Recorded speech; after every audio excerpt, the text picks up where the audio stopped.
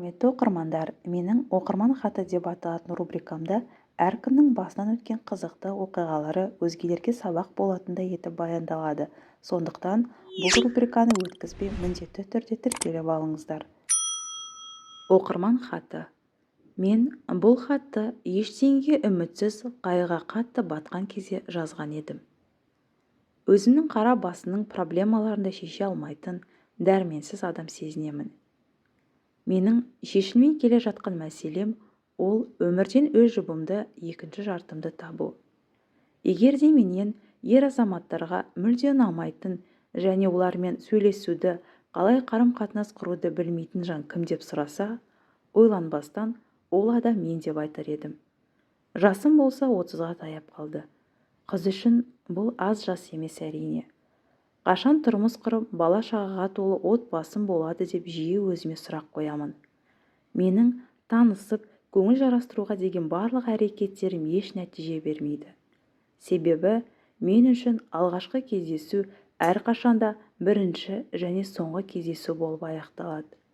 Осының салдарынан соңғы кездерде бойымда шарасыздық сезімі кернеп кетеді. Өмір мен үшін бәр мән-мағынасын жоғалтқандай.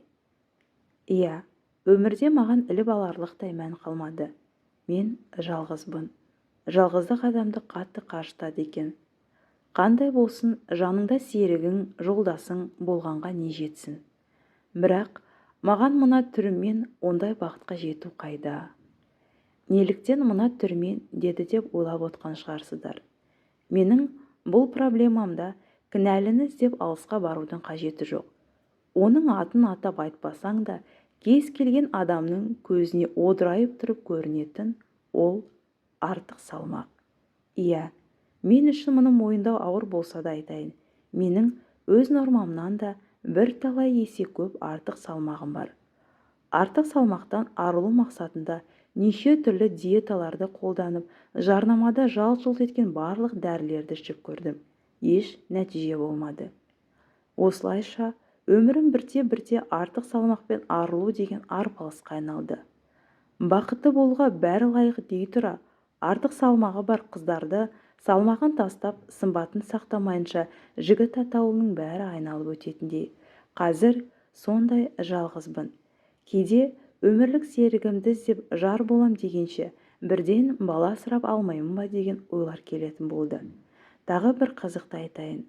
Жалғыздықтан қиналып, ойыма неше түрлі сандырақ ойлар келіп, бірде мен, бәлкім мұның бәріне менің туған күнім, жылым, есімімдегі сандардың вибрациясы себеп болған шығар деп, жұрт арасында қазір кең етек жайып жатқан нумеролог, астрологтарға сұрақ қойғым келді. Сөйтіп, адасып солардың бірінің консультациясына жазылдым. Уақыт белгіленіп, қай жерде кездесетіндігім шешілді. Айтылған күні әдеттегідей өзінің сүйікті кофейнямда ішіндегі сенімсіздік, шарасыздық, әлсіздік, жалғыздық сезімдерін кофемен бірге араластырып ішіп отырдым. Кезекті кездесуімді күтіп, көзімнен жас еріксіз ағып кетті. Мұны көрген көрші үстелде көптен бері мені бақылап отырған әжей жаныма келіп жайғасты. Қызым, қалайсың деп әңгіме бастады. Екеуміздің әңгімеміз жарасып, мен бар дертімді, басындағы мұңды, мұнда не үшін келгенімді айтып бердім. Сонда әлгі әжей маған былай деді. Қызым, адамның аты, тегі, туылған күні мен уақытынан гөрі, дүниетанымы мен мінезі тағдырға үлкен әсер етеді. Бақытсыздығының себебі туған жылымда не атымда деп ойлауың ақымақтық. Бірінші кезекте кінәні өзіңнің дүниетанымың мен ойыңнан ізде. Сенің жалғыздыққа әкелген ең басты проблемаң артық салмақ емес. Сенің санаңдағы бір қатар мен ешкімге керек емеспін, мен әдемі емеспін, менімен ешкім кездескісі келмейді деген керағар ұстанымдар мен өз сыртқы бейнеңе деген шамадан тыс наразылық көзқарас. Иә, артық салмақ барын жоққа шығармаймыз, бірақ есіңде болсын, қандай жағдай орын алмаса да, сенің физикалық жай-күйің, сырт келбетің, ішкі өз-өзіңе деген сый-құрмет пен махаббатқа кері әсерін тигізбеуі қажет. Салмағыңа бола, мен ешкімге керек емеспін деген оймен мүмкін болса өзімді көрмесем екен деп шашыңды тараудан, айнаға қараудан бас тартпауың керек. Егер қазірден бастап санаңды улайтын бұл деструктивті, яғни сені жоятын ойлардан арылмасаң, уақыт өте келе олар сенің өмірлік бағдарламаң айналады. Сосын өміріңнің басқа да аспектілерін улай бастайды. Яғни, сен қазір жеке өмірде жолың болмай жүр деп ойласаң, кейіннен кәсіпте де жолың болмаған, ешкімге керек емес кәсіпкермін деп сезінуің әбден мүмкін. Сондықтан тек салмағыңмен күресе бергенше ой тазалығыңа да мән бергенің дұрыс болар. Және бір ең маңызды нәрсе есте сақта. Сен өзіңді жақсы көрмесең, құрметтемесең, өзге адам сені құрметтемейді. Егер сенің бейәурісіңде қорқыныш, сенімсіздік, өзіне деген жеккөршілік сезімдері басым болса, басқалар да соны бейсаналы түрде сезіп, сенен теріс айналады.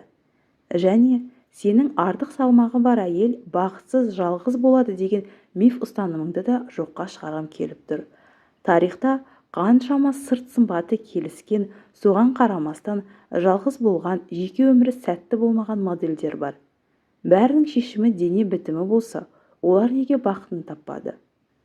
Сонымен қатар ел арасында өзі сондай әдемі келіскен жігіт, мына бойы бір тұтам толық қыздың қай жеріне ғашық болды деген әңгімелерді де естіген шығарсың. Бұған енді не дер едің? Сыртқы келбет маңызды болғанмен, бұл мәселеде ішкі жағдай шешуші рөл атқарады. Жер бетінде 100% бір-біріне ұқсаған адамды таппайсың. Алла бар жаратылысын ерекше етіп жаратқан. Әркім өзінше әдемі. Күніге айнаға қарап, Алла мені қалай жаратты, дәл сол қалпымен өзімді жақсы көремін деп айтып жүруді әдетке айналдыр.